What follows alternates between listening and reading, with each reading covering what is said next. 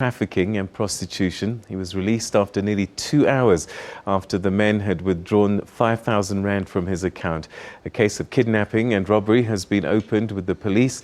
Jacques joins us now to take us through what has been a really difficult ordeal today. It's a tough day on the job.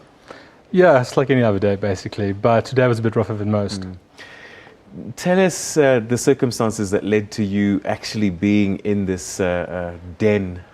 So basically I got a tip-off from Asilweni Cleaning Streets, an NGO that works in Krugersdorp, that works with child trafficking and prostitution. So basically what they do, they identify hijacked houses that the drug lords use, where they basically then bring trafficked children in and they wean them on drugs or get them hooked on drugs, and then these children then will be sent in the area for prostitution.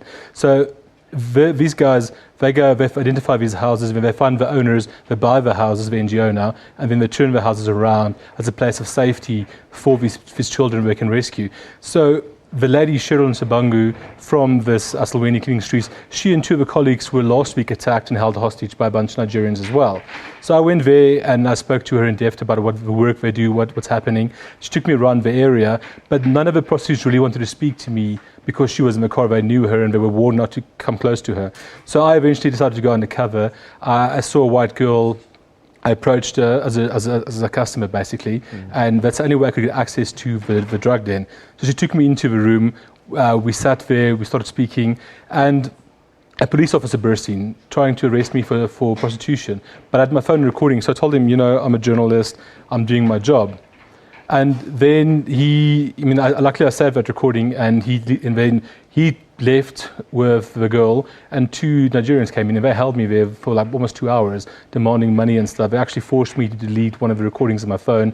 They had my car keys, they went to fetch my wallet, and they forced me to transfer 5,000 Rand into my account, while the one guy went to withdraw the money. The other one held me and kept telling me, you know, they kill people in this area. He had his hand behind his back the whole time, so I assume he had a gun with him. And that happened, lasted for about close to 2 hours. Then two more cops showed up, but none of the cops I could see identifying the badges on their names. But one was a sergeant that showed up with a warrant officer, I presume.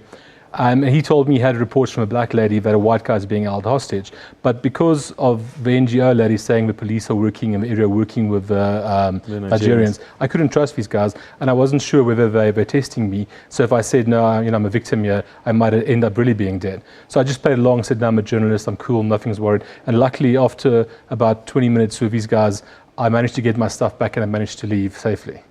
All right, so there's several layers here, and the one layer is these young, vulnerable girls, and some of them quite young. Yes, Sherilyn told me the youngest girl they've rescued in that area is 9 years old. When I got into the area, I had to make a U-turn. I missed the house where I was supposed to meet the NGO lady, and a young girl from about 13 came to my window, and she offered me sexual favors. And it's just insane to see in broad daylight. I mean, this was happening this morning between 10 and 1. To see all these people, this women and these children on the street. This is a normal residential area. Yeah. So the drug dealers on the corners. I saw several drug deals going on while I was driving around. And then the next layer is the police involvement in this. Yeah. We don't know whether they're genuine police or did they have a police car? Yeah, well, they did have, the second lot had. I didn't see the first guy, because the first guy, after he threatened me, and I told him I'm an undercover journalist, I'm doing my stuff, I had to break cover, he left. So I wasn't aware really what he went. But I mean, he left. He didn't want me to leave a room because I tried to get out of there. He didn't want me, kept me there with the Nigerians while he left. And then the second lot, when they came in as well, you know, they kept telling us, stay in the corner, stay in the room, we can't leave the room. All right, so where's the case now? You've taken it to the Hawks. I went to the Sapphire Town, I opened a case with them for robbery and kidnapping, and I'm sure the Hawks, I've spoken to the Hawks already, I'm sure they'll investigate the matter further. Okay, Jacques, we're going to have to leave it there, but we're glad that you're safe, and we certainly hope that, you know, justice sees its day here. Thanks so much for telling us your story. It was a pleasure.